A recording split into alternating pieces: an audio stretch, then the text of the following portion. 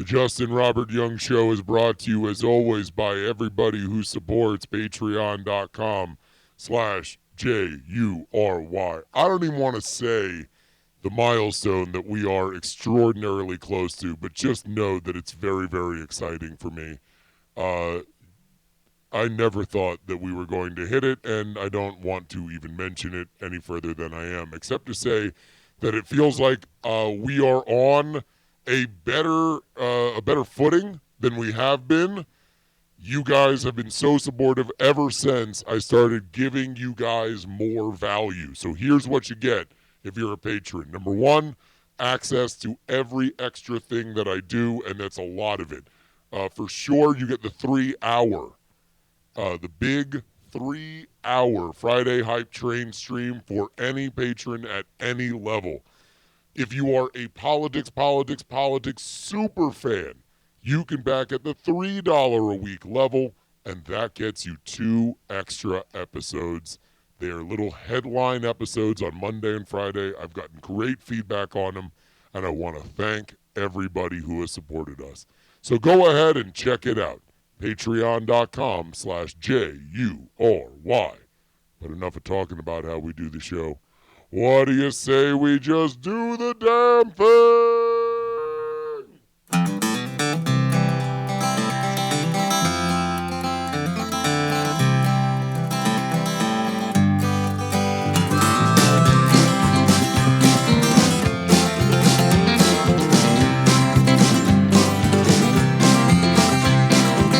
On the day that we met on the internet, I asked her for a photograph. She sent it over to me, said, I know it's ugly. And I said, girl, ugly ain't the half, look at you. Well, you got blue teeth and you only got 2 teeth, but I kinda like to see you smile. And it appears that over the years you've turned into a big old steaming pile. And she said, yeah, I know I ain't no supermodel. I said, you ain't a hand model, baby, but that's fine, 'cause you're pretty ugly by most people's standards, but you're alright by mine.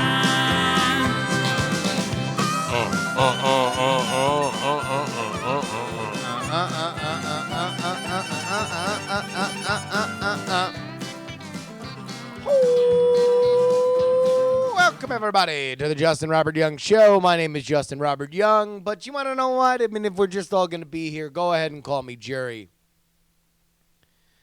We've got a lot to talk about. We got some great emails.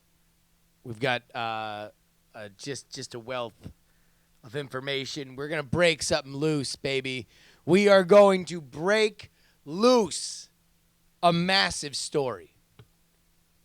A huge story. Shmoo Lord in our Twitch chat says hi. Well, Shmoo Lord, I say hi back to you. Weird day today. I normally do this way earlier in the day. I normally do it around 11 o'clock in the morning. That did not happen today because I got an email late last night from our friends at the Daily Dot who wanted to do another live stream like we did for the Comey hearings for Jeff Sessions, who did a little hearing of himself. Horton hears the Sessions. If you want to listen to that and you're a patron of this fine program, just go ahead and subscribe to your Patreon feed in the podcatcher of your choice. And guess what, friends? It's waiting for you. All goddamn 3 hours of it. If you want to catch up on your civics and you want to be up on the movement of our government whilst I give hilarious running commentary, well, then go ahead and check out. Just become a patron. You can become a patron right now. Head on over there. You're going to get a little RSS feed. Pop that right there in your podcatcher. Man, you're going to have it into your ears so fast, your head will spin. Okay. So that's why I'm doing this later. And I got to tell you, the energy's weird. The energy, I can already feel it. The energy's a little weird. If everybody can feel it in the chat, then go ahead and tell me that they can feel that the energy's weird. It's a weird energy. It's just, I don't know how to describe it. I just ate. I streamed all day, didn't eat anything, went to go eat something. It's literally my lunch and dinner at the same time because I got to roll right from this into Night Attack. It's not bad. It's not a bad energy. It's just it's a weird energy. See, everybody can feel it. It's fine. It's fine. We're gonna work our way back into it. But you want to know what? I had a whole big thing I was gonna get into early. We're not gonna do that. No, we're not. We're instead we're gonna go for the softballs first. Let's begin with this. I love the fact that we're doing a few more of these stories because this is a segment I like to call "Life Comes at You Fast," and it does. It does, folks. Life does come at you fast, and here's why. You think that the world is your oyster, you know? Like you think you're living high on the hog, and yet you're not. To wit, let me introduce you to a little friend of ours. This is from the Daily Mail. Their cheeky 17,000-word headline is, what? There was no in-flight movie then? Stunned Ryanair passengers stare open mouth as couple romp on Manchester to Ibiza flight. And you can actually here. Let's just go ahead and you can see that there's a couple that are humping. The guy is trying to grab the lady's pants. Let's read here. A randy couple romped on a Ryanair. The fuck is this? You know, the Newlywed Game? Where's your favorite place to romp? They romped on a Ryanair flight as passengers watched in shock, and one filmed the saucy behavior on his phone. The kinky couple didn't even bother to go to the lavatory and chose to get saucy in the front. What the fuck, man? Saucy? Saucy? Is it because he's got to make sauce from his wiener? Is that why it's saucy? Why is it saucy? Saucy is like a lewd comment from Samantha on Sex in the City. That's saucy. This is fucking in public. You know, you don't go to some sex club in New Orleans and be like, oh, I want to go to the saucy club. No. All right. Enough with this patrician nonsense. The kinky couple didn't even bother to go to lavatory and chose to get saucy in front of passengers on the flight from Manchester to Ibiza at 8:20 p.m. yesterday. Passengers watched as the woman clambered on top of her companion and they began to romp an hour into the flight to the party island. Kieran Williams from Preston, Lancashire, was astonished to see the couple's raunchy antics an hour into the flight on the budget airline. I heard them talking about it, but I thought they were joking. The guy was shouting, "Anyone got a jelly?" Meaning condom. Man, tell you what, that guy, can you imagine? You know, obviously, he's somebody who is a bit of a freak, right? You a freak, girl. You a freak, and I know. And I know. And I know. He's probably going to go back to his friends and just say, like, "Oi, mate, I was halfway to Ibiza, I was, and the next thing you know, I got this bird in my lap, and I'm really giving her the business." I said to her, I said, "Hey, you got a jelly?" We was halfway to Ibiza, mate, and next thing you know, I'm giving her an old, I'm giving her my Cornwallis in her old folds. I was giving her the bee's knees. She clambered on top of me, and I said, hey, girl, you want to get saucy? Now, Renegoose says no freak shaming, please, in the Twitch chat. And I'm not here to freak shame. No. Just the opposite. You want to know what? For all the regressive, repressive attitudes that we have towards sex here in the United States, I, for one, would like to say, you want to know what? This isn't the worst thing in the world. Seems like the worst thing that happened was a guy got some really wicked Snapchat material, and they didn't seem too upset about it.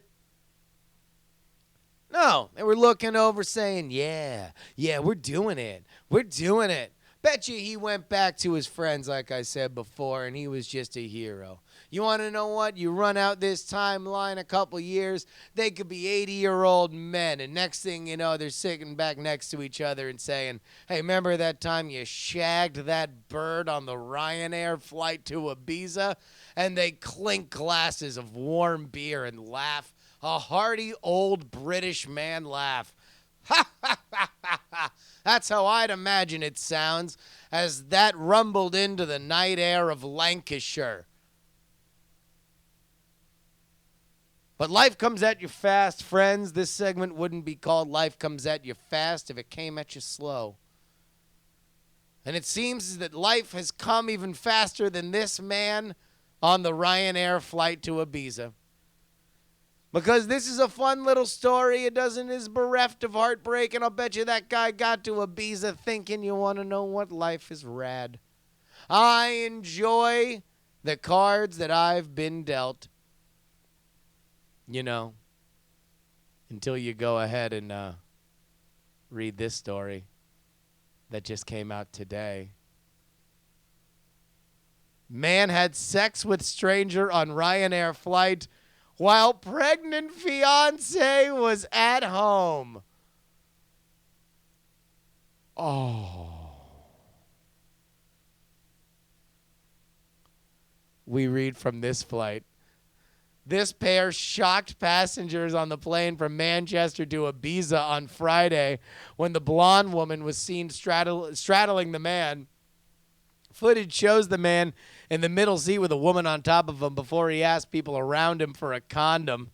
Initially, the pair appeared to be just a boozy couple with up to no good on a plane, but it has now emerged that 31-year-old Sean Edmondson from Cumbria had never actually met the woman before the plane journey. According to a friend of the 31-year-old who is known as a ladies' man, he was on his own stag do while his preggers fiance, Jenna Ross, 25, waited for him at home. The friends of Sean told The Sun, that's just a random woman he's with. They didn't know each other before the day. Oh.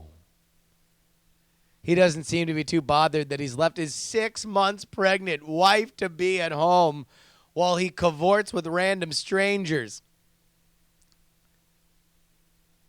Life comes at you fast, friends. Fast. Max Trollbot says, is this news? You're Max Trollbot. You don't get to decide whether or not this is news or not. And yes, it is news. It is kind of doxing, though, isn't it? Isn't it? Because here's what happens. Here's how I imagine this happens. I'm going to take a wild guess. Take a wild guess.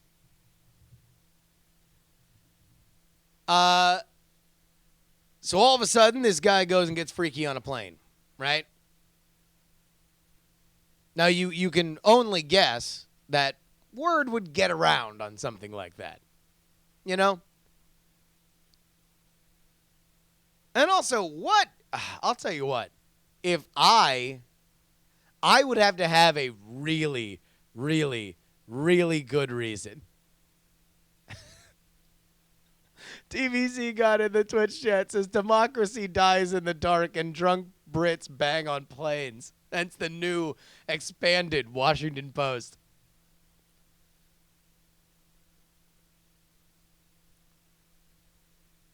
I would have to have an amazing reason for me to go to, I guess, what would be the American equivalent of Ibiza? Like Puerto Vallarta, something like that. Maybe Vegas. Like if I was going to like a party city. Like an absolute debaucherous party destination if Ashley were 6 months pregnant. I don't think that I would be able to swing that. Let alone fuck a stranger on the plane. I feel like that one would be that would be what I would call a real sticky conversation when I got back. Not just because hopefully by then I'd wash my hands. Hello.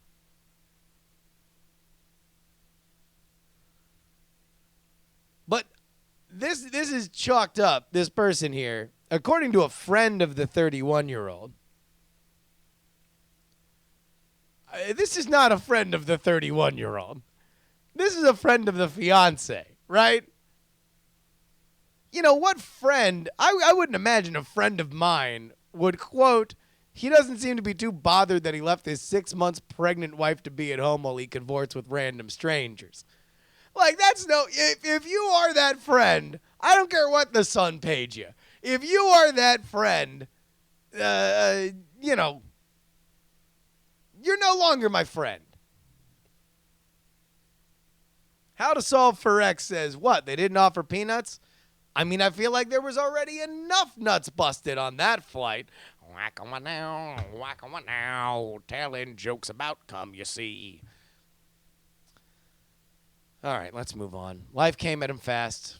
Life came at that man too fast. How about this one? This is a segment we like to call The Road Ahead. It's the road ahead, ladies and gentlemen. I'm just going to read this without showing you guys what it is first, so I can paint a picture in your mind's eye. A property owner in Tiverton, Rhode Island. Where's the buck? Where's the buck? Does the buck know where Tiverton is? Spoiler alert, it's less than 30 minutes from where he lives, because everything in Rhode Island is less than 30 minutes from where everything is. Tiverton, Rhode Island used several tons of clams to pave an access road. Well, that sounds quaint, right? You know, you dump a bunch of clams there, you pave. I mean, after all, it's going to be gravel anyway, so this is going to be an interesting way that all of this comes together, right? Like, you're going to have some cars drive over it. It's all going to wind up becoming gravel anyway. Seems all right. Seems like a good, it's local. It'll have a little bit of that fresh sea scent. You know, I don't know if that's a thing. The buck who's in Rhode Island, is that a thing where people use clams for their access roads? Tiverton, the Ibiza of America, is a way that they should bill themselves from here on out. Although as soon as I read the rest of this article, I don't know exactly how much you're going to be in the mood to fuck on the way there via your plane. Because, see, here's the problem. David Rose unloaded several truckloads of unwashed clamshells onto the access road. As a cheaper alternative to gravel. As soon as they saw what was going on, Rose's neighbors told him to use washed shells instead, as the ones he was unloading still had visible clam meat on them that would start to rot. He apparently declined their offer and stuck to his original plan. After 3 rainy days, the sun came out over Tiverton, but with it came, and I quote, maggots, flies, and a stench that neighbors describe as unbearable. Let's get a closer look here at these clams surrounded by maggots.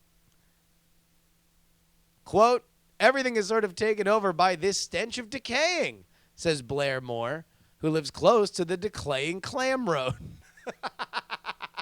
Now that is a sentence. That is a sentence. Blair Moore, who lives close to the decaying clam road, only bettered by her quote, "The smell, period. The smell is atrocious." It's like bodies decaying, says Sharon Moore, another local. Neighbors have started a petition to get the clamshells removed and have appealed to police and local authorities to take action. The town administrator has issued a cease and desist order, but at this time, the clams are still there, continuing to decay. Owner Dave Rose has declined to speak to reporters about the matter. To draw attention to the road and pressure local authorities into doing something about the rotting road as soon as possible, Road's neighbors have installed several handmade signs near the site featuring messages like, "Honk if it stinks," and "Stop unwashed clamshells." This would be a great, benefit song, right? You know, you like, get the clams off the road. They stink like a dead body, and you should have washed them first. There are clams together. They're attracting maggots. It smells like Satan's asshole in this bitch. Please move the clams.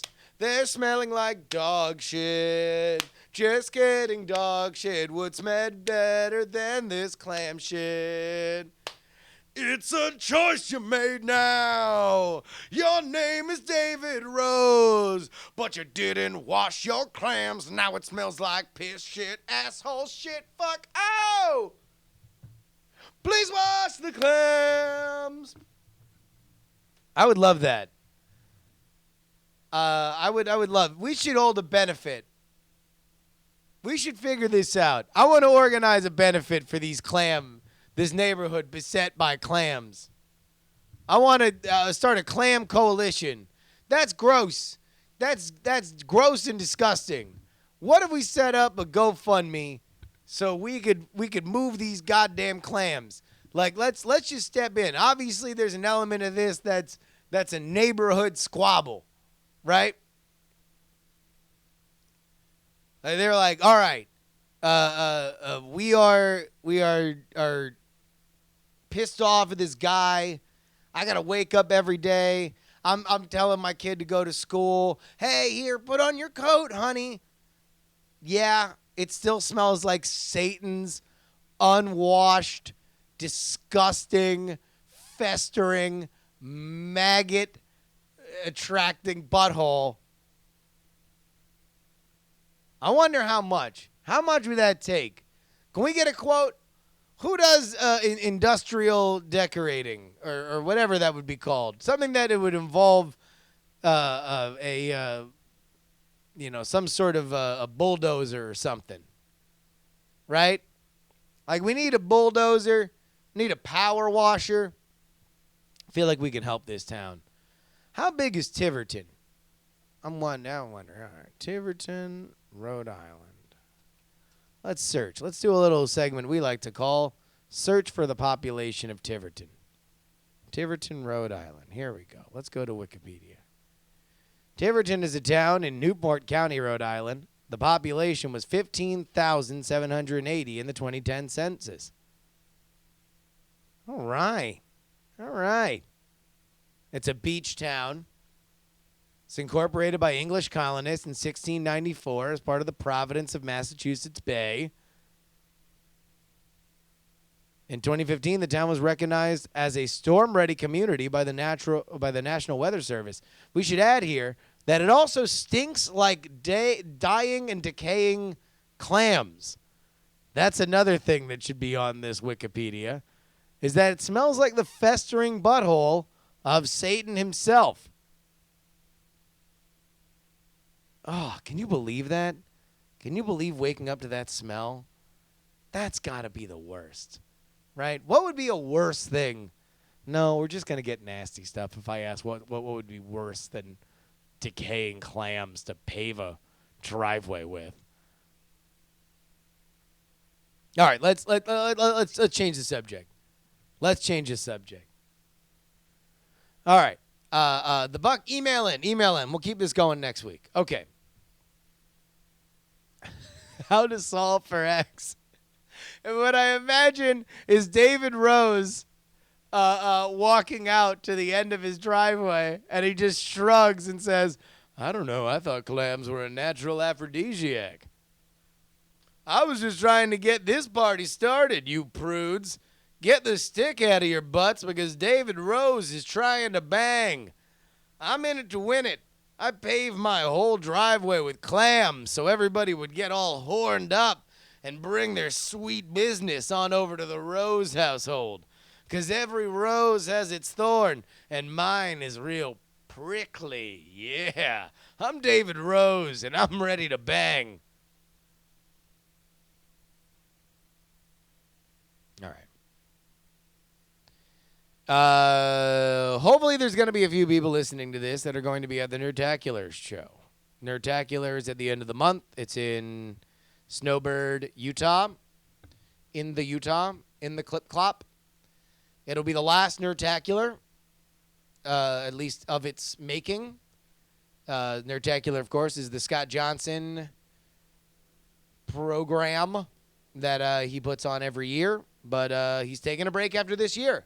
So I would highly suggest that anybody who likes this show be out there, because not only will I be on a bunch of panels, will I be part of a bunch of other podcasts, I will, of course, be a member of the Battle of the Frog Pants All-Stars, which is a trivia contest that I've won twice.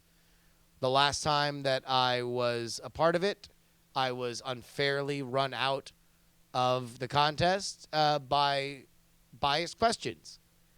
Without getting into details, I was competing in a category about Letterman top tens while somebody on the other team wrote top tens for David Letterman. You know, you win a couple of these, and next thing you know, they start to try to change the rules against you. Well, I'll be back for my crown at Nerdtacular. But one of the things that we're doing Saturday night,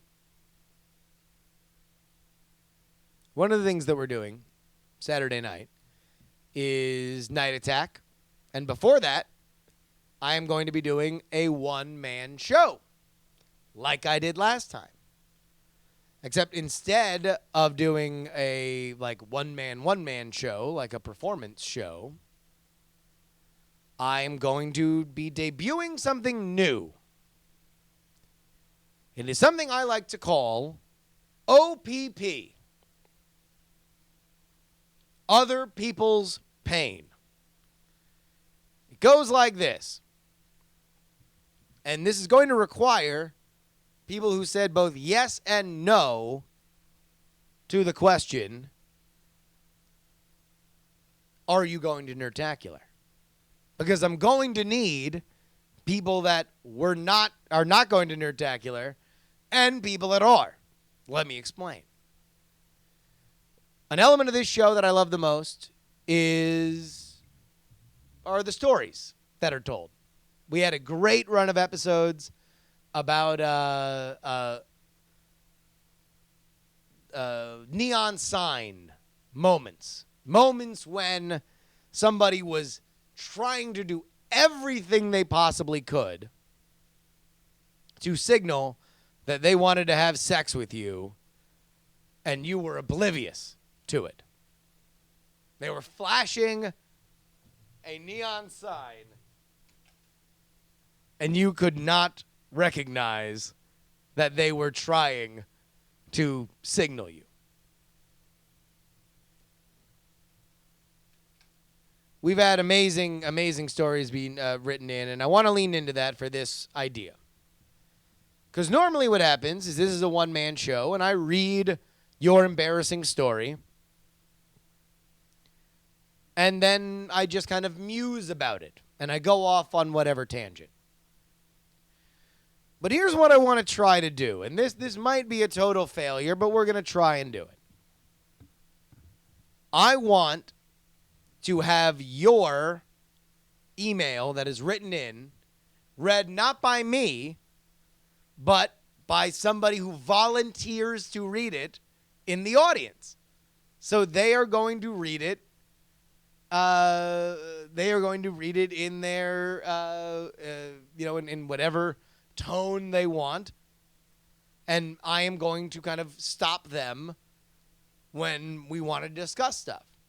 Effectively, what I want to do is do a storytelling show where the person reading the story feels no compulsion to self-edit, right?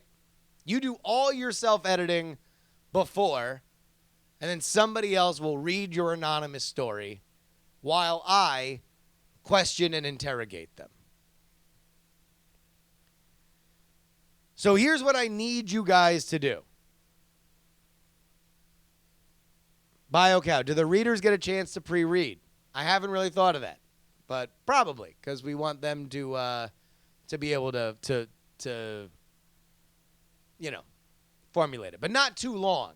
Like I'd probably like select everybody who's going to be on, and just hand them out all the stuff at the beginning so they can read it if they want, or they can go in cold. Captain Fubar, do the readers respond to your questions as if they're the original poster, the OP? I don't know. That's a funny idea. I'm glad I'm talking about this idea with you guys right now because these are funny ideas. It would be great if they were inhabiting this person.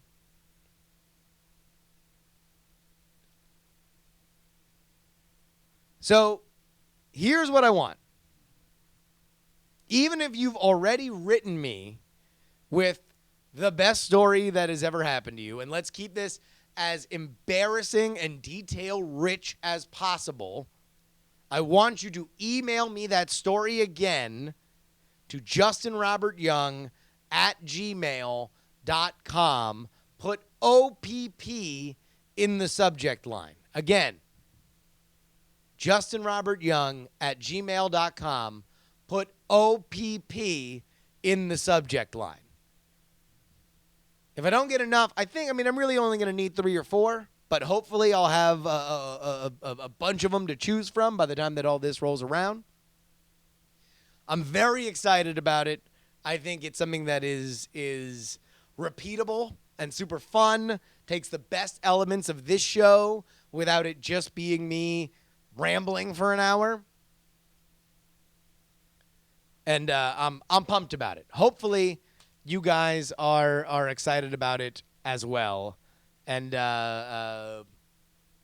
we can go from there. So, OPP. It'll be Saturday night at Nerdtacular. It will be live streamed. So you'll be able to see it if you submit something. And, yeah, I'm pumped. I'm super excited about it. Let me tell you something else. Last night, the Warriors won the NBA championship. And Ashley and I decided to go out and experience the revelry. So we found a bar right on the corner of Broadway and Grand around where we live, which is a pretty major thoroughfare in downtown Oakland. And I was excited just to be around so many ecstatic people, very, very happy people, honking horns and playing trumpets and hanging out of car windows. Just a fun time, Weren't any riots, which was nice. We didn't. It didn't get too wild. But Ashley has this new thing with me, and it's not wholly unfair. There's a lot of things that I do to annoy my wife. I don't know how many of you guys are in relationships where annoying your significant other is a large part of how you entertain yourself. This is probably a sign that I am a bad person that I derive joy from the pain I cause in those I love. However, let's just understand that that's what's happening. Yes, so many people flashing the new Whiskers order emote, which if you are a fan of my wife's stream, you will get it. But now my wife, Ashley, has found a way to combat this particular brand of behavior from me. And that is to just look me dead in the eyes and just ask me if I'm telling myself a joke.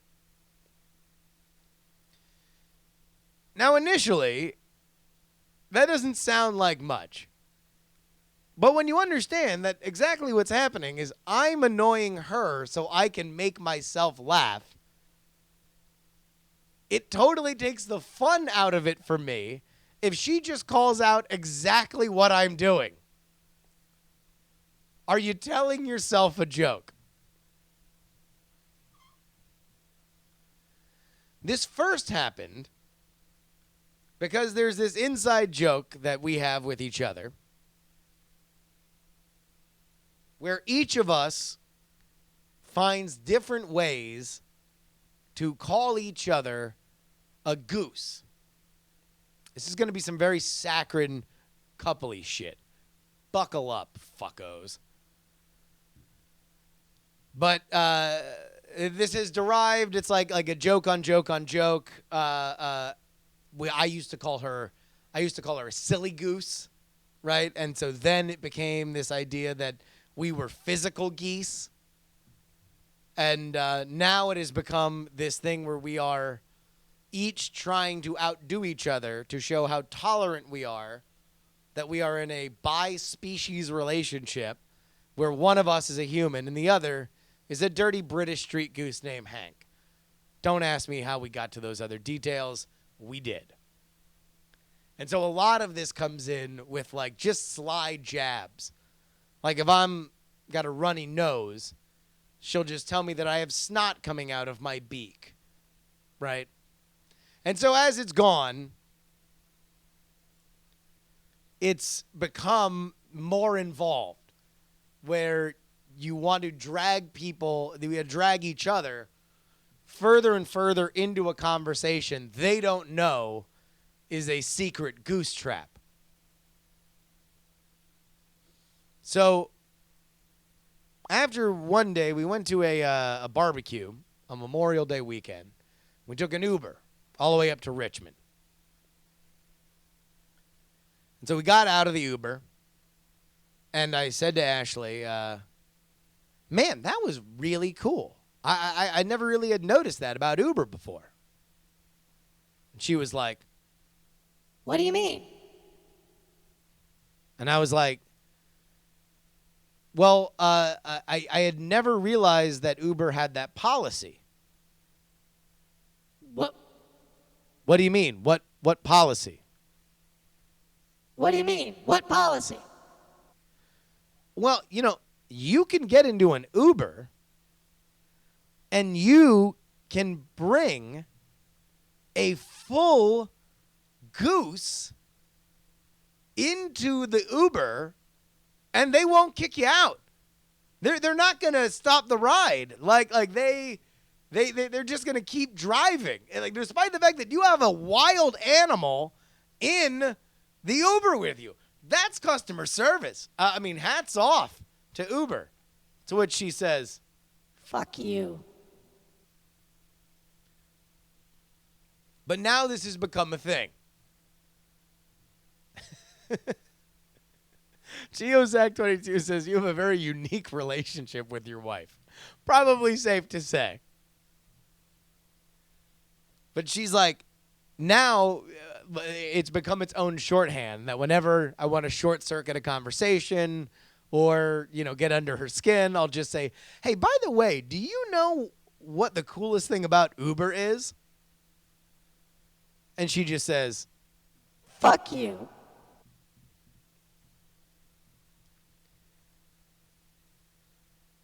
so now it's gotten to the point where whenever I say, you want to know what the coolest thing about Uber is? She tells me, are you telling yourself a joke? Is this a joke? I'll wait until you're done telling yourself a joke. And it takes the fun right out of it. It just ruins it for me. It absolutely ruins it for me. And I don't even want to admit it to her.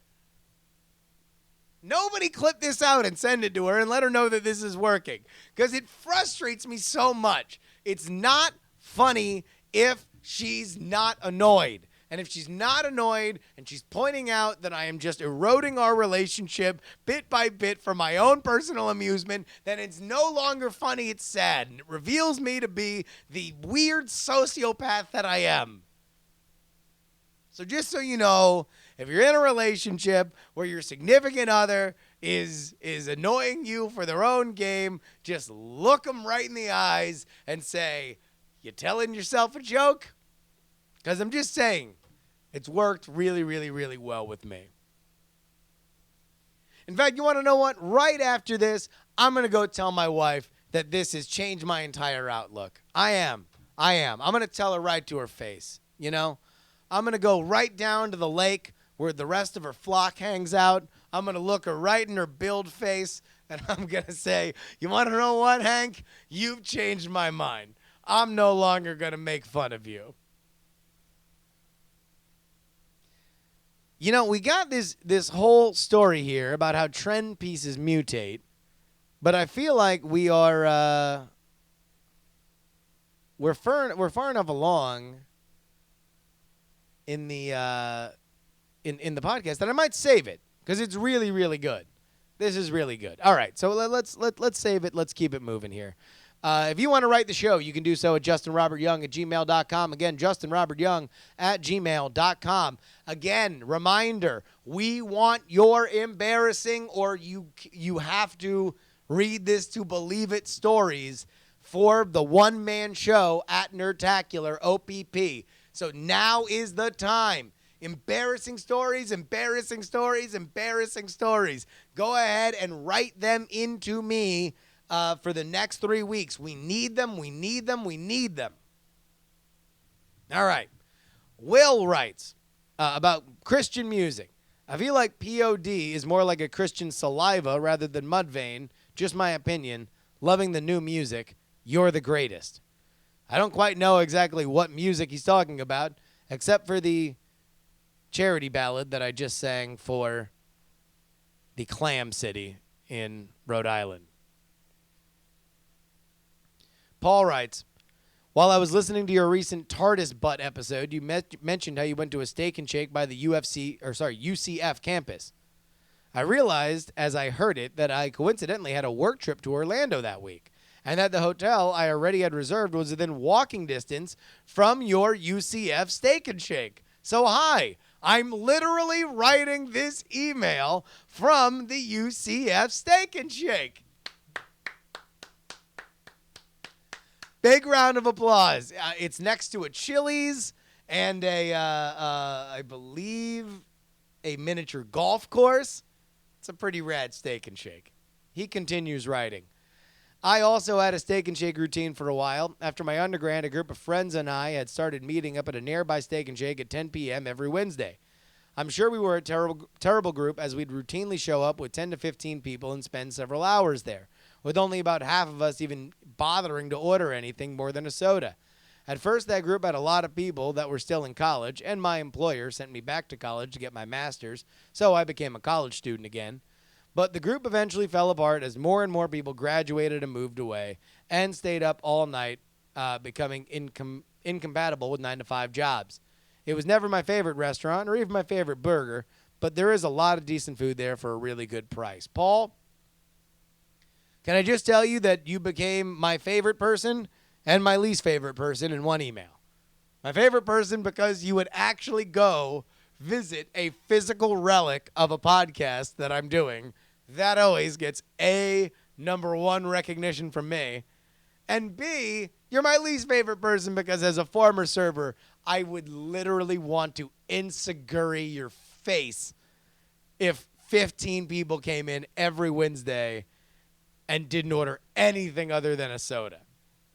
I mean, although I guess that's pretty late. Maybe it's not the worst. As long as you tipped well. If you tipped well, that's fine. Please write in again and tell me you tipped well. Poor Sean writes in. Another character here on this show. Poor Sean says, I just wanted to check back with you after last week's episode. I've taken your advice to heart and crafted, after careful consideration, what I consider a very careful plan. First, I will try to raise the money. So, if you are not familiar, poor Sean was asking how he would, the ethics of whether or not to go to a wedding when you don't have the money to go to a wedding, specifically for family. So he said he's going to try to raise the money via GoFundMe at tinyurl.com/Poor Sean Wedding Swag. Again, that is POORSEAN. So the Irish way of spelling Sean. POORSEANWEDDINGSWAG. Says, if I succeed there, I will give the Diamond Club the right to write my groomsman speech and have it recorded. If that falls through, I'll find another way. Maybe finally make that sad trip to the San Fernando Valley to take it up to Pooper to make this wedding happen, but we'll see. But thank you so much for your advice. It means a lot to me. So here is the GoFundMe. He's got $290 of his $1,100 goal. This campaign is trending, by the way. It is Poor Sean's wedding trip. So go ahead and check it out. You want to throw $10? I'll throw $10. I'm not going to do it on air, because if I did that, I'd probably accidentally give out my credit card information and address, which I am wont to do. But go ahead and support it. It is, again, tinyurl.com/poor, POOR, Sean, SEAN, wedding, swag, SWAG. Shiftlock writes, you know that moment when you lock eyes with the person next to you at the bar for an awkward amount of time without moving, speaking, or changing your facial expression, and then later it's a game of who can fuck harder?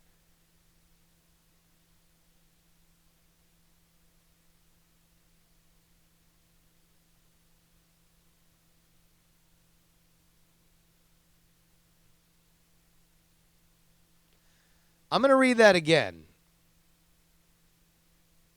You know that moment when you lock eyes with a person next to you at a bar for an awkward amount of time without moving, speaking, or changing your facial expression, and then later it's a game of who can fuck who longer? Harder. Shiftlock, I have a question for you. How was your trip to Ibiza? And what did your 6 months pregnant fiance say when she saw that you had been written up in the Daily Mail? I am pretty much bereft of any new sex stories on this show. I feel like I have told all of the sex stories that I have in a public square. The closest I have to it is somebody that I absolutely I despised, and she despised me. But we found each other. We found each other in each other's company at a particularly lonely moment in both of our lives. And it was actually liberating having sex with somebody for whom I cared nothing about their opinion. And I think it was probably the same for her. That's the closest I have. But there was actual animus between the two of us. Like, we didn't like each other at all, for both very good reasons. But no, I've never looked at somebody without moving, speaking, or changing my facial expression, and then immediately starting having riotous sex with them. That is something that has not happened in my life. Although I wish you, sir, a happy and healthy life. That's a hell of a way to go through it. And finally, we are building up. Finally, now that we're coming to the end of me building up this Kickstarter, we're going to launch this Kickstarter, and then I can fully focus on the In Your House tour. We're going to do it through the South. Robert writes, Ninja Steve here. If you want to come to the South, why not Huntsville, Alabama? The Rocket City's hopping nowadays. Not only do we have motherfucking rockets. Come on, man. Who doesn't like rockets? We've also got some awesome retro arcades, beautiful hiking trails, and a great up-and-coming food scene. You like beer? We got that. Craft brew scene is taking off here after lifetimes of living under archaic blue laws. Finally, over the past few years, state and local governments started passing laws that have allowed some pretty damn sweet craft breweries to take off. Get it? Take off? Like a rocket? Okay, never mind. Bad pun. I don't have room to host me at any place personally, but I'm sure we can secure a meat space in one of the local breweries, complete with bountiful amounts of delicious flowing beer, rockets and beer. What more do you need? You know, I'm starting to think, would it be better for me to do this before or after Dragon Con? Would that make sense? I don't know. Maybe in your house store before or after Dragon Con. We will have to see. But, folks, if you want to email me on this show, you can go ahead and do it. JustinRobertYoung@gmail.com. Again, JustinRobertYoung@gmail.com.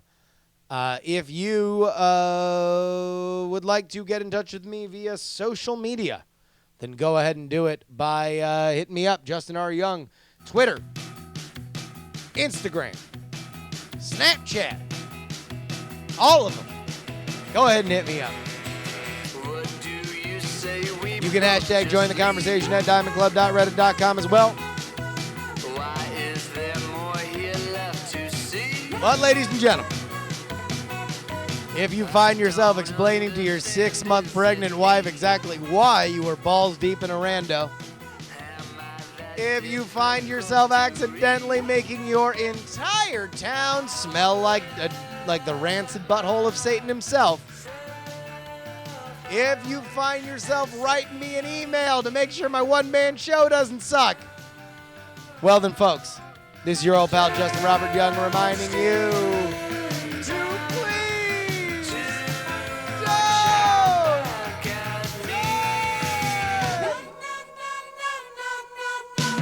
Do you like the way y'all dressed up? Do you like how your hair gets cut? Do you like when your friends fuck up? Don't you think you have had enough? You're live on the internet. I wanted to ask you a question, Ash. Okay. Do you know what the coolest thing about Uber is? Hate you.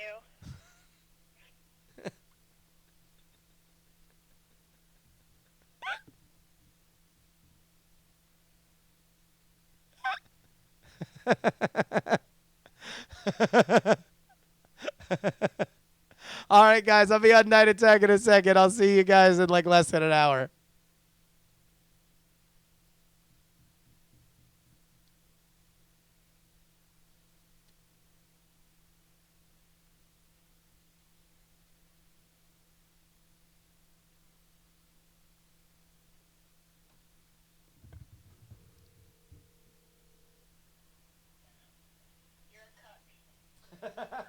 Sorry, Live. I told the what's it called? I told the telling yourself a joke story, and about the whole like Uber thing. So it was actually just kind of perfect that you were calling.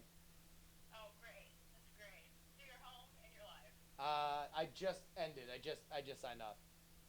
Oh, okay. Well, Riz? hate you. But it went well? Yeah. People like the story? Yeah, I think so. I think they think that we have an amazing relationship. Yeah. Little do they know. Well, I just got off BART, so I'm walking because I missed all the buses that I could catch. I love you. I love you too. With the birds in bird jail. Diamond Club hopes you have enjoyed this program. Diamond Club hopes you have enjoyed this program. I texted you a couple of things. One of which is a design for the campaign logo for Doctor. Nice. Uber is?